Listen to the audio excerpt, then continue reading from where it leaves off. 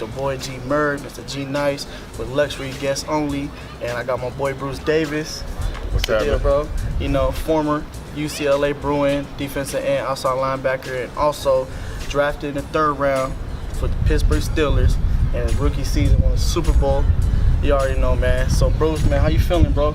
I'm good, man. It's been a while since we've seen each other, so it's good to reconnect, man. Like, when we was walking, we was looking around the campus and stuff, we was talking about how last time we saw each other was when I was a sophomore in high school. I was at an HSPD camp when we was with the linebackers, and he was my linebacker coach. And it was pretty fun, man, seeing, when we was younger, and we looked up to these guys, and still, you know what I'm saying, still role model to this day. He's still, doing his thing. And it's kind of cool to reconnect and see him today, man. So talk a little bit about your alma mater, man. We here at UCLA. This is a school that you committed to when you were younger, man. And why'd you choose UCLA? Well, I mean, I chose UCLA, and I got recruited by a lot of places. I almost went to University of Texas, actually. But I chose UCLA at the end of it because my pops played football here. My uncle played football here. My mom was an athlete here, too. A lot of people in my family have been to UCLA, so for me it was like a legacy thing. And then it was like coming from Texas. It was like once I got out here and got off the plane and saw, LA and California really soaked in. I was like, oh, this is the spot for me. Talk a little bit about your experiences, man. Being here at UCLA as a student athlete. What are some things that you had to face? Like, is it? I'm sure everybody faces adversity at one point in their life. So being here at UCLA, away from Texas, your hometown, what are some things that you faced that were kind of difficult at the time and things like that? Yeah. So the biggest thing initially was that you don't live in your parents' house. You're not operating off somebody else's rules now. It's like your schedule is on you. Like you have help scheduling, and when you're going to have practice and when you're going to have class and all that. But nobody's making you go and do any of these things. So time management and, just having all this stuff be on me at this point, that was a bit of an adjustment. I wouldn't say it was hard. It was just, it's just something you have to get used to. And then, again, just balancing school and sports and social life, like, because you gotta, you came here to go to school and play a sport, and to play your sport you gotta stay eligible, so you gotta put that work in the classroom, right?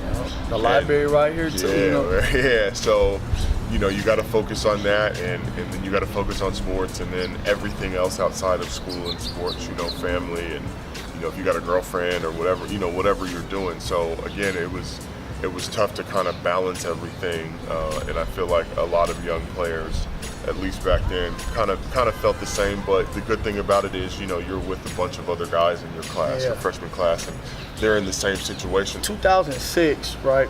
You were named All-American, and then second team All-American Pac-10, and then your following year, second team All-American, first team All-Pac-10, right?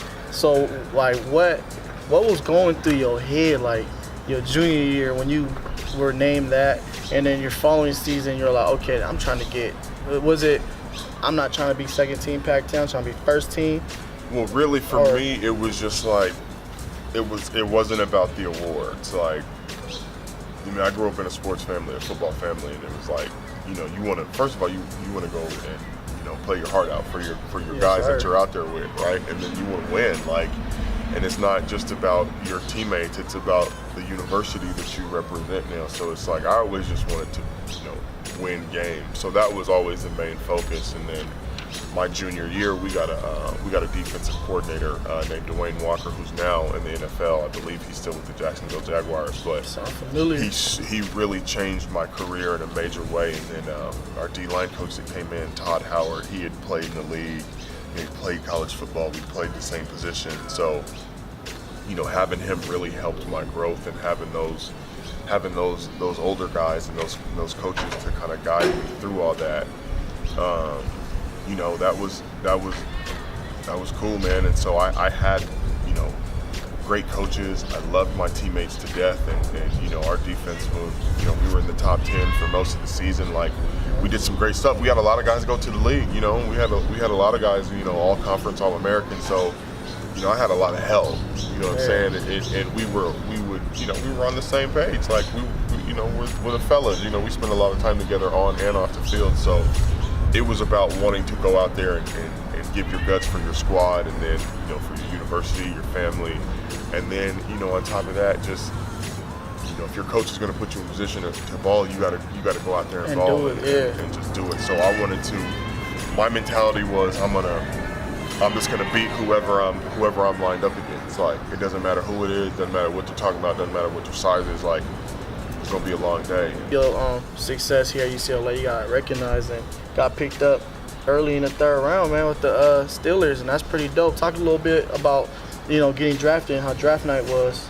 It was weird, man. The year that I got drafted, they only did the first day. They only did the first 2 rounds. Normally they do the 1, 2, and the 3. So I was, I wanted to be a first day pick, and I could have gone in the second or the third. Nobody really knew. So we watched the first day, and I didn't get drafted. I was upset, but not in a selfish way. You know what I mean? You have to go in with the mentality that you're the best at what you're doing, and numbers-wise, I was the best pass rusher in the country at the time. So, it was just like I wanted to, I wanted to go as high as possible, right? But the next day, man, I go to hang out with some of my friends and all that, some other cats that were waiting to get drafted too, and we had a little get together, and then a bunch of the fellas, and so the next morning, my phone rings real early, right? Because the draft is on the East Coast. My phone rings real early, and it's a number on the phone, and it says Pittsburgh, Pennsylvania. And I look, and I almost didn't pick up the phone because I'm like, I don't know anybody in Pittsburgh, right? And then I put my, I didn't end the call, but I put my phone down. Yeah. And then after about 10 seconds, I was like, oh shit, it's draft day, like, you know what I'm saying, like. And so I was like, let me pick up this phone. So I pick up the phone, and then somebody says, hey Bruce, this is the Pittsburgh Steelers. We have the next pick coming up, the 88th pick in the draft, and if we want to take you. And then they were like, hold on, here's Mike Tomlin. And so I went from being, upset about not getting drafted in this, in the first 2 rounds, to waking up the next morning, almost not picking up the phone, to talking to Mike Tomlin. Yeah. You know what I'm saying? It's Hell like, yeah. And so at that point, it was like I was looking at everything that I had worked for kind of unfolding in front of me. It was a surreal moment while I was waiting for him to come on the phone. It was like a 5-second pause, and just I remember just when his voice came on, he was like, "What's up? This is Coach Tomlin. Like, we got the next pick. I want to take you. I really like how you play, and all this other stuff."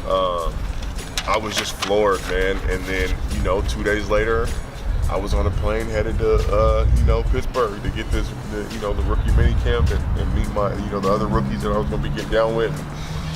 It was just I just remember it like being this crazy, because you dream about that your whole life, man. Yeah, like, hell yeah. And then when it's happening, it didn't even seem real. Like, it didn't seem real until like, I was on the plane on my way out there. Then I was like, I'm in the league now. Like, hell yeah.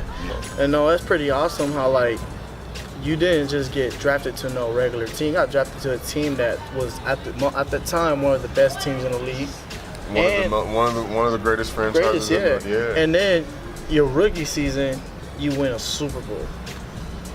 And you playing against the Arizona Cardinals, and bro, like, that game was clutch. It was a clutch game for y'all. Through every emotion, possible in that. You got James Harrelson running 101. That's the longest interception return in Super Bowl history. Yep. And then you got Holmes, who caught the game. He got the game-winning touchdown. Antonio caught that, with the tippy toes, the throw from Ben, and just right in the corner of that end zone.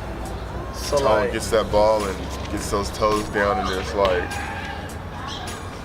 I know y'all was shocked in the sideline, like, yo, bro, did we just win? It was just like this feeling, like, and I'm even kind of getting goosebumps talking about it. It was like, this is, like, we're about to win the Super Bowl, and then they still got a chance. Now remember, they got Larry Fitz, they got Kurt Warner. These guys were nice, right? So we got to get back out there, and then Lamar Woodley goes and gets a couple of sacks back to back. ices the game up, and it was like I'll never forget when the game, you know, the confetti is everywhere, the flashing, you know, people have taken thousands of pictures, like it was nuts, man. Was it still like a dream at that moment? Like, yo, like I watched this on TV, I've always wanted to experience this, now it's happening. I have a picture of it where I'm just kind of like looking like, you're like, dude, what's going on? What is this? So, yeah, I mean, it was just like, it was a dream, and then in the locker room they bring you that trophy in there, and then everybody was, you know, kissed the trophy, and I got a picture of myself kissing the Lombardi trophy. Like, heck yeah, that's dope. It's nuts, man. It was definitely a dream, because my pops had 2 Super Bowl rings with the Raiders. Who I ended up playing for later in my career for a couple of years, which I absolutely loved. But you know, I grew up seeing those things, seeing his Super Bowl ring. So for me, it was like, that's my goal. I always had that as a goal. Like, I could visualize these 2 rings. Like, he used to break them out every now and again. Like, you know, he told me, like, this is the, you know, the pinnacle of football. This is the ultimate This is goal. the like, national championship. Yeah, 40. I'm always wanting one, and I got one. So, hell yeah. You know. So you kind of already brought it up, but transitioning from playing with the Steelers, you faced a couple injuries, right? And got cut a few times, but signed with a few teams, and ended up landing with the Oakland Raiders. And that's kind of dope, because like what you said, your father's been playing with the Raiders. Yeah. He got drafted with the Raiders, correct? And played a little bit with the Houston Oilers, but I know the Raiders was his main team, and 2 Super Bowl champs, right? And it's pretty cool when you got to play over there. That was like the best case scenario for me in playing football, and I, you know, had a great time playing for the Raiders. Made some great plays, you know, made some great friends, and you know, that's where I ended my career pretty much. Like, I walked away with my head up. Like, it was what it was. I did my thing. I got a Super Bowl ring. I played I was about to say played for my favorite team. Like, you know, played for the team that my pop played for. You know, and you know, made some good plays, made some good homeboys and all that. So. You did what you could, and you did it to the best of your ability at the time when you could have, you know what I mean? And that's what matters, that when you left, I recently saw a video, you was talking about how you, as soon as you got done playing, you got into a film in New York, right? So how was that, getting into acting and doing your first film in New York? It was cool, man. Like, I just kind of fell into it again, and you know, I was a police officer in the film. For a movie? What was the movie called? Amira and Sam. I only ended up being in the movie for like less than a minute, but you know, it was still a dope experience. You know what I mean? And it kind of got my feet wet.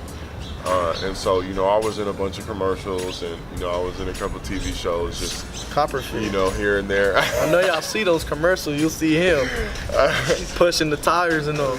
Well, hey man, Bruce Davis. This your boy G Murd. Is there a quote you want to say to the audience before we close it out? Anything to motivate them, man. Coming straight from the heart, man. You know what? I'm gonna tell you something that my college coach Dwayne Walker told me, and we had this conversation early on when he got to UCLA. I think we both realized, you know, we had a good connection, and some special things could happen. He looked me in my eyes. He told me 2 things. He said, 1, get yourself a routine and stick with it. Get yourself a routine and stick with it. Now, that doesn't mean... I'm going to put that right here. Right, and that doesn't mean you can't be spontaneous and go do other things and have fun and be creative and do all that, because that's what life is, right? Yeah. But still, for you know, get on a schedule, you know? Yes, sir. All right, dog. Appreciate you. Yeah, no doubt. Of course, man. Anytime. Let's get it.